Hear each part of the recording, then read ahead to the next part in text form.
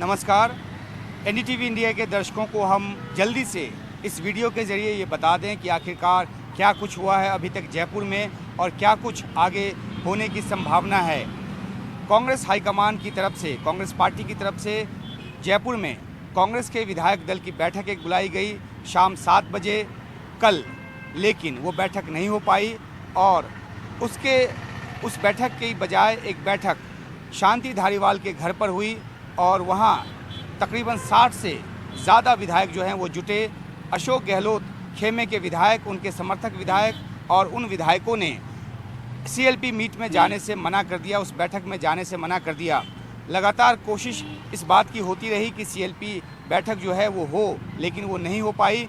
देर रात जो तकरीबन 9:30 बजे के आसपास वो तमाम जो विधायक हैं वो पहुँचे सीपी जोशी के घर, जो कि स्पीकर हैं, और उनसे मिलकर इन विधायकों ने अपना इस्तीफ़ा तक सौंपा। इस मांग के साथ वो अब मैदान में खड़े हैं कि उनकी बात सुनी जाए, सोनिया गांधी उनकी बात सुने। और 3 मुख्य शर्तें जो हैं वो रखी गई हैं अशोक गहलोत खेमे के जो विधायक हैं उनकी तरफ से। पहला तो ये कि जब तक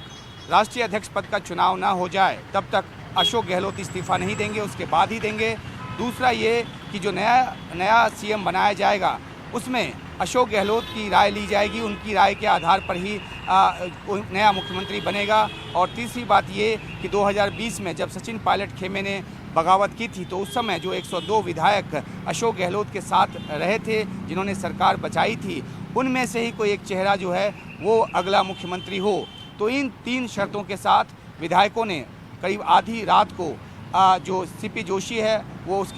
उनके घर से बाहर गए और वो अब ये कहा जा रहा है कि अपने अपने क्षेत्रों में अपने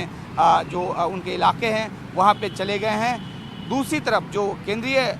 जो आला कमान है उनकी तरफ से जो केंद्रीय पर्यवेक्षक भेजे गए थे वो दोपहर को दिल्ली लौट रहे हैं, लौटकर वो अपनी रिपोर्ट देंगे। उनकी तरफ से कोशिश ये हुई कि रात में भी किसी तरह तमाम विधायकों से मुलाकात कर एक प्रस्ताव पारित करा लिया जाए, जिसमें ये कहा जाए कि अधिकृत किया जाता है सोनिया गांधी को कि वो अगले मुख्यमंत्री का नाम तय करें। तो वो तो नहीं हो पाया और अब जो केंद्रीय पर्यवेक्षक मल्लिकार्जुन खड़गे हैं और जो राजस्थान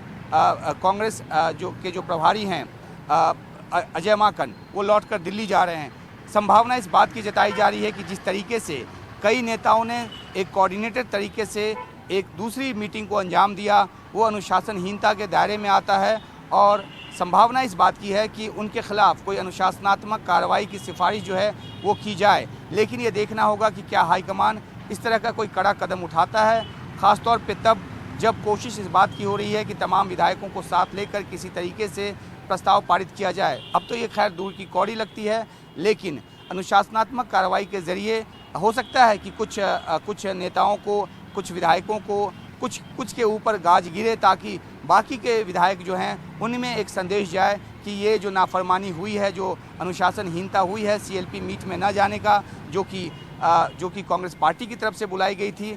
उसकी सज़ा उनको दी जाए और बाकी जो लोग हैं उनको ये संदेश मिल जाए, बाकी विधायकों को संदेश मिल जाए कि ऐसा नहीं करने पर आगे जब ऐसी मीटिंग बुलाई जाती है तो उन पर भी अनुशासनात्मक कार्रवाई हो सकती है। तो ये एक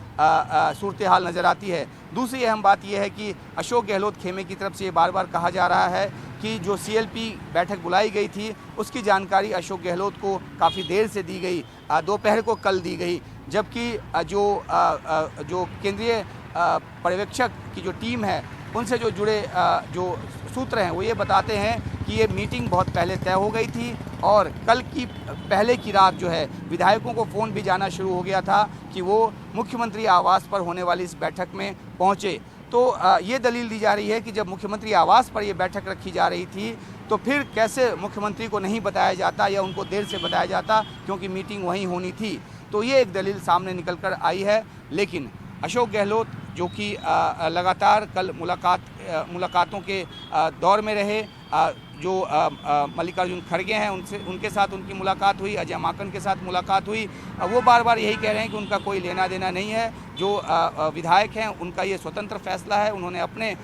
मन से ये कदम उठाया है। लेकिन एक समझने की बात ये है कि आखिरकार जो अशोक गहलोत के समर्थक माने जाते हैं वो बिना अशोक गहलोत की रजामंदी के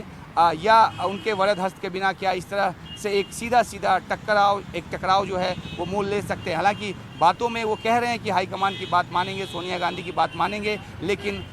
शर्त ये रख रहे हैं कि सोनिया गांधी पहले उनकी बात सुने, राहुल गांधी पहले उनकी बात सुने। तो अब देखना है कि क्या कांग्रेस हाईकमान इनकी शर्तों के हिसाब से झुकता है और फैसले में तब्दीली लाता है और उन शर्तों को मान लेता है जिन शर्तों के साथ इन विधायकों ने अपनी बात रखी है, या फिर वो कोई एक कड़ा कदम, कोई कड़ा फैसला लेकर आगे बढ़ता है। एक अहम बात ये कि ये सारा जो विवाद है वो तब से शुरू हुआ जब अशोक गहलोत को राष्ट्रीय अध्यक्ष के तौर पर उनके पर्चे की बात शुरू हुई, उनके नामांकन भरने की बात हुई। तो अब देखना ये है कि इतना कुछ जब गुजर गया है, हो गया है जयपुर में, तो क्या अभी भी हाईकमान जो है उन पर भरोसा करता है और उनको नामांकन के लिए आगे किया जाता है, या फिर कोई प्लान बी के तहत किसी और वरिष्ठ नेता का नामांकन होता है कांग्रेस पार्टी की तरफ से। शशि थरूर तो मैदान में आने को इच्छुक हैं ही, उन्होंने नामांकन पत्र जो है वो भी मंगवाया था पहले ही दिन। अब देखना है कि वो उनका नामांकन सामने आता है और उनके मुकाबले कौन सा ऐसा जो नेता है वो नामांकन भरता है। क्या वो दिग्विजय सिंह जैसे कोई नेता हो सकते हैं? उन्होंने पहले इस बात का खंडन किया है, लेकिन अब बदली हुई परिस्थिति में देखना होगा कि क्या एक नए कैंडिडेट के साथ, एक नई उम्मीदवारी के साथ कांग्रेस पार्टी राष्ट्रीय अध्यक्ष के चुनाव में जाती है। 30 सितंबर आखिरी तारीख है, उसके पहले ये होना है। बहुत लंबा वक्त नहीं है, हालांकि अभी 4 दिन बाकी हैं, लेकिन अब हाईकमान को फैसला लेना है कि क्या अशोक गहलोत पर वो पहले की तरह भरोसा करें। जिनके समर्थक विधायकों ने पार्टी